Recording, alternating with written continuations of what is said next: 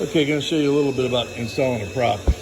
And when it's done properly, like when you go buy a new prop for your inboard, you really can't just buy the prop and throw it on the shaft.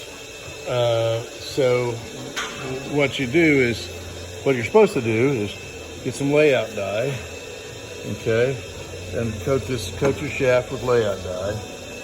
Put your prop on there, and then see how much dye transfers to the prop. And as you can see, we don't have very much dye transferring into the prop. Okay, the other thing you do is you mark how far the prop.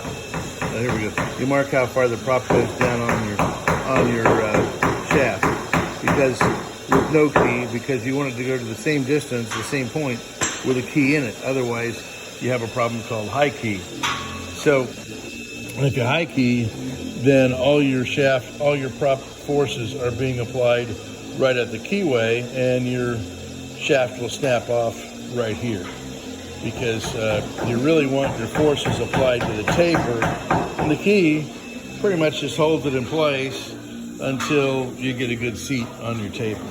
Now, as you can see, you're supposed to have at least 70% dye transfer, and as you can see, I got very little dye transfer. So I'm going to have to use a lapping compound and actually lap the prop to the shaft. It'll actually grind a little bit of the hub of the prop in with the softer metal, and we'll make an exact match on the prop shaft.